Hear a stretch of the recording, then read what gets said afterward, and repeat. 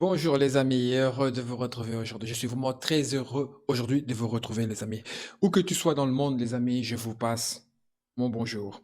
Les amis, ça fait une semaine qu'on s'est pas vu, une semaine qu'on n'a pas discuté, une semaine qu'on n'a pas parlé de tous les fous qui est à la télé.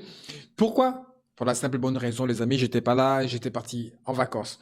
Après, quand on travaille, on travaille, à un moment donné, il faut se reposer comme tout bon salaire, non, comme tout bon travail mérite salaire, donc tout bon travail mérite du repos aussi. Donc voilà les amis, j'ai été au repos, je suis parti en vacances en Afrique, du côté du Madagascar, 3 bonnes semaines. Vous avez vu quelques vidéos que j'avais préparées pour vous avant de partir. Mais bon, voilà, la dernière semaine, c'était difficile de faire des vidéos parce qu'il faisait très chaud, très très chaud à Madagascar. Enfin, voilà ce que j'allais dire. Mais sinon, j'ai passé des bonnes vacances. Je sais que vous avez froid ici. Je suis revenu, ça caille à mort. Les amis, je voulais parler aujourd'hui. Aujourd'hui, je voulais parler de l'Iran, de l'Israël et l'Iran sur la riposte iranienne. C'est ça. Pourquoi je veux parler de ça? Parce que il y a quelque chose qui me fait vraiment marrer. C'est que les Israéliens demandent, ils ont demandé des sanctions contre l'Iran. Arrêtez, j'ai rien à voir avec l'Iran, hein, d'après tout ce que les gens pensent sur l'Iran ou tout ce que les gens pensent. Voilà, je suis pas dans ce débat-là. Quoique j'ai ma petite idée. Quoique j'ai ma petite idée. Pourquoi toi, tu as le droit d'avoir une bombe atomique et pas moi? Tu me dis pourquoi? Donc toi, tu es plus responsable que moi. Enfin bref, c'est un autre débat. Juste pour dire que ces Israéliens, ils ont un problème. Donc d'abord, ils attaquent, hein. Ils attaquent le territoire iranien parce que ils ont attaqué le consulat, je crois, c'est ça?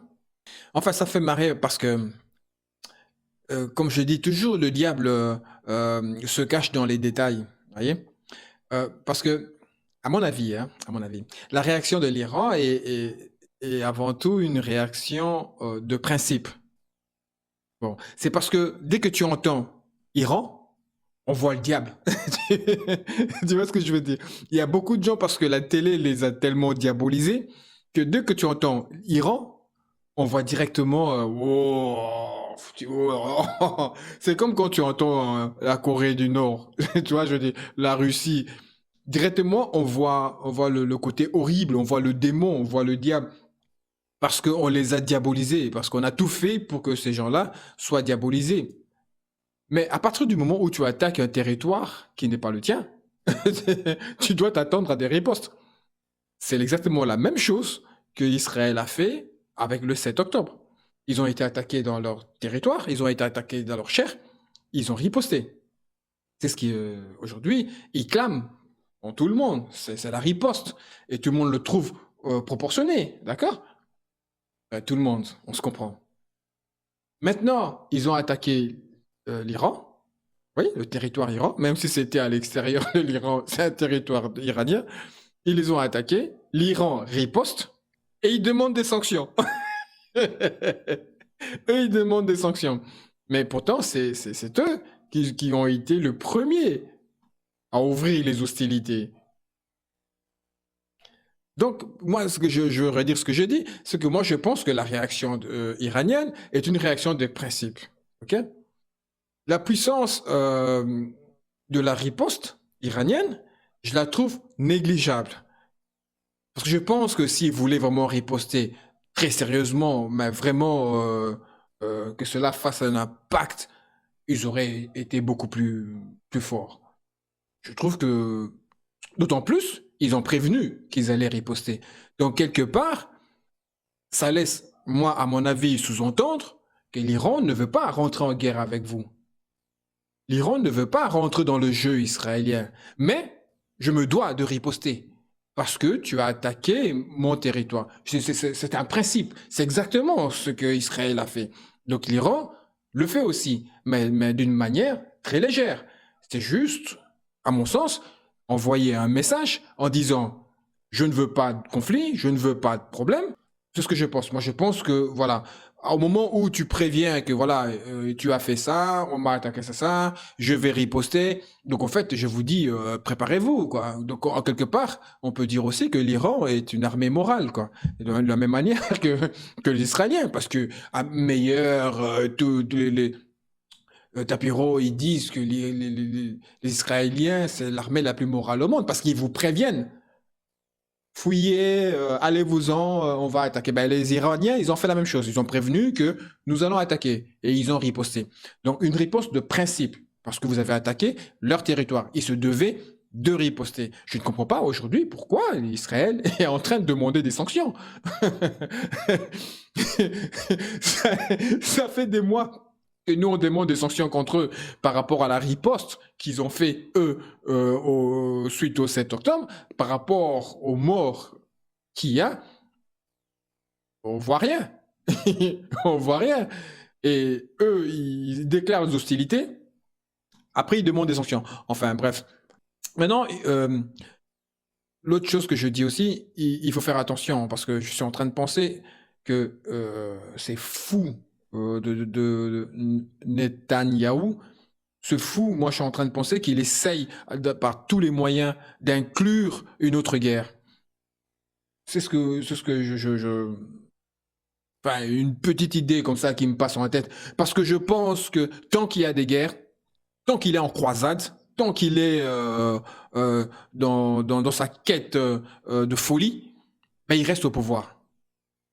Par contre, si la guerre prend fin et qu'il ne récupère pas les otages et qu'il ne détruit pas le Hamas, on peut lui poser la question, pourquoi les 30 000 morts? Le reste. Pourquoi? De toute façon, il sera jugé, ce mec. Il sera jugé. Mais attention, les amis, ne nous détrompons pas. Là, ils essayent de faire comme nos politiciens ici ils font. Hein? Quand il y a l'augmentation de l'essence, quand il y a la crise et tout, ils nous parlent de djellaba ou de autre chose pour nous masquer la vue. Eh bien là, c'est la même chose. Ne vous trompez pas. Qu'ils essayent pas de nous masquer la face avec leur histoire de l'Iran et tout. Non, non, non, non, non, non, non, non, non, non. Qu'ils n'essaient pas de dissimuler l'horreur qu'il y a. Le seul vrai horreur qu'il y a dans ce monde à l'instant, c'est l'extermination des Gazaouis. Il ne faut pas se laisser embarquer par l'attaque de l'Iran, ouais, parce que maintenant à la télé, vous allez voir, hein, est-ce que l'Iran va attaquer, est-ce que l'Iran va céder, est-ce qu'on va aller dans une nouvelle conflit? De toute façon, les Américains ont dit aux Israéliens, nous n'entrerons pas dans ce conflit-là, nous ne viendrons pas si tu déclares la guerre à l'Iran. Ils lui ont déjà prévenu. Mais ne nous laissons pas embarquer par ce faux débat, par ce faux discours, par cette dissimulation. Non, le vrai problème, ça reste toujours le massacre qu'il y a à Gaza, le massacre du peuple palestinien. Ça, ils veulent attirer notre attention maintenant sur autre chose pour qu'on ne regarde plus ça. Attention, attention, restons vigilants. Parce que quand l'essence avait augmenté ici, on nous a parlé de la baya et tout. Ah ouais, la baya, ah ouais, ça c'est. Alors qu'on était en train de payer l'essence à 1,70 € quoi. En tout cas ici. Je sais qu'en France, c'était plus cher encore. Non, donc voilà, j'attire juste l'attention. Notre problème à nous, c'est le massacre israélien qui se produit à Gaza. Ne nous laissons pas embarquer par l'histoire iranienne. C'est quoi l'objectif de ce gars, Netanyahou? Son vrai objectif, c'est quoi? Parce que maintenant, j'ai l'impression qu'il veut pousser l'Iran dans ce conflit. Comme je vous l'ai dit, hein, pour attirer l'attention ailleurs. Parce que si l'Iran entre en conflit, il espère que les Américains vont ce- c'est ma tête, hein, je n'ai pas dit que c'est vrai. Hein. C'est ce que moi je pense. Moi je pense qu'ils essaient de le faire en espérant que les Américains rentrent dans ce conflit, d'autant plus que Israël a peur du projet de la bombe atomique là, des Iraniens. Ils l'ont pas encore, hein, mais ils ont un projet très avancé. Donc, d'autant plus qu'ils en ont peur. Est-ce qu'ils veulent pas profiter de ce problème qu'il y a avec la Palestine pour, tu vois, je veux dire, faire d'une pierre deux coups, quoi. Mais les Américains ont refusé. Il leur a dit, si tu vas par là, nous on te suit pas. Ce que je comprends, c'est que l'Israël veut montrer sa force, veut montrer sa force dans le monde à agir à sa guise. D'ailleurs, en témoigne hein, récemment le cessez-le-feu demandé par l'ONU pendant la période de Ramadan, comme s'il fallait une excuse là, tu vois, ouais, c'est Ramadan, il faut un cessez-le-feu et tout. Donc il faut un cessez-le-feu pour mettre fin à la violence. Euh, oui, mais 2 heures après, juste 2 heures après que la décision soit prise, Israël a dit, niet, hors de question. Et quelle est la crédibilité de cette organisation? Donc vous vous mettez plusieurs pays, plusieurs chefs d'État, plusieurs, je sais pas moi, ministres, je sais pas qui s'est réuni là, hein, si c'est les chefs d'État ou c'est les ministres. Donc vous vous réunissez dans une grande salle qui nous a coûté aux contribuables pas mal de pognon. Vous prenez une décision et un tout petit pays comme ça, comme le quartier, comme un quartier au Congo, vous dit je m'en fous. Je m'en fous de ce que vous avez décidé, moi je continue. Et puis pourtant, tous les puissances européennes et toutes les puissances du monde sont réunies pour prendre une décision. Et lui te dit, niet, ah, je veux pas. Ah, moi je continue. Par contre, si c'était l'Ouganda, le Congo, la Roumanie et tout, là, on allait lui imposer. Mais Israël, non. Le gars, il dit, non, m'en fous, moi je fais ce que je veux. Et si je dis non, vous allez faire quoi? Parce que c'est vraiment ce qui se passe en fait, hein. Si je dis non, vous allez faire quoi? Et il a dit non. Et il a dit non. D'ailleurs, pourquoi ça a été voté, ce mascarade? Parce que moi j'appelle ça, c'est du mascarade. Parce qu'à partir du moment où tu sais très bien que vous ne pourrez jamais obliger ce pays-là à accepter ce qui a été décidé, bah, pour moi c'est du mascarade, c'est une perte de temps. Et encore, pourquoi ça a été voté? Parce que les Américains ont, pour une fois, ne pas posé leur veto, contrairement à leur habitude. Et pourquoi les Américains n'ont pas posé leur veto? Eh bien, à mon sens, c'est simple. Parce que je pense que cela est lié aux élections à venir, à la pression politique interne. Parce que le président actuel, s'il veut être réélu, il doit tendre l'oreille aux démocrates qui veulent absolument qu'il y ait un cessez-le-feu. Donc, à mon avis, c'est uniquement la raison pour laquelle que les États-Unis n'ont pas mis leur veto encore une fois de plus. Parce qu'il y a les élections qui approchent et il veut être élu. Pour moi, c'est ça. Pourquoi n'interdisons pas les pays qui apportent de l'aide à Israël? Les pays qui lui apportent de l'aide, quand je parle de l'aide, je parle matériellement, hein, pas matériellement, donc les armes et tout bazar. Pourquoi on les interdit pas? Pourquoi on ne le met pas en face de leurs responsabilités par rapport à l'éthique de vendre d'armes dans une zone de guerre, de vendre des armes à une armée qui massacre une population? Pourquoi? D'autre part, le Canada, par exemple, que lui a décidé d'arrêter de fournir des armes à Israël, montrant ainsi une prise de conscience croissante à la responsabilité des pays fournissant d'armes dans le conflit international. Les autres pays doivent prendre exemple.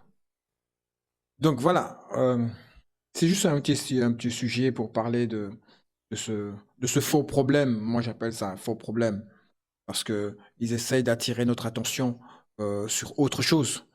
Moi, je reste focus sur le massacre qu'il y a à Gaza et d'ailleurs un peu ailleurs aussi, hein. Donc, ce faux problème-là que tout le monde est en train de pleurer là parce que l'Iran a attaqué Israël, c'est quand même marrant, quoi. C'est quand même marrant.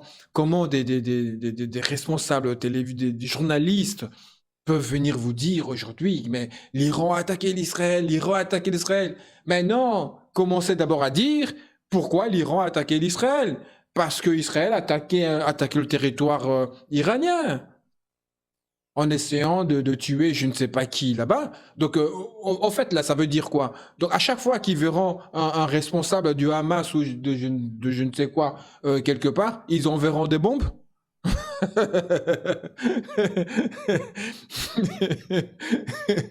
Non, mais c'est quand même dingue. Ils attaquent, ils ont eu une riposte. Je pense que ça va s'arrêter là, mais s'ils continuent, les autres, ils vont riposter. Et c'est légitime, parce que vous ripostez, parce qu'on vous a attaqué sur votre territoire. Je parle du 7. Je parle de la riposte disproportionnée d'Israël, qui continue jusqu'à aujourd'hui, qui a fait plus de 30 000 morts. Pour vous, c'est normal de réagir, parce que vous avez été attaqué dans votre territoire, dans votre chair, mais les Iraniens aussi. Donc voilà les amis, j'espère que ce conflit prendra vite fin, que ce fou de Netanyahou, franchement, ce taré, avec son gouvernement d'extrême droite, j'espère vraiment qu'ils seront traduits en justice. Restons focus, ne nous éparpillons pas. Il ne faut pas qu'on attire notre attention sur autre chose. Restons focus sur le problème, le génocide qu'il y a en ce moment. Restons focus là-dessus.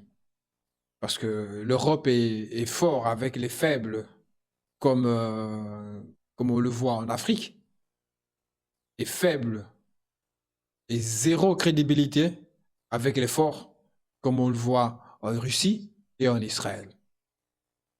Les amis, voilà, c'était une petite vidéo de retour. J'espère qu'elle vous a plu. Portez-vous bien, les amis, et on se revoit très bientôt.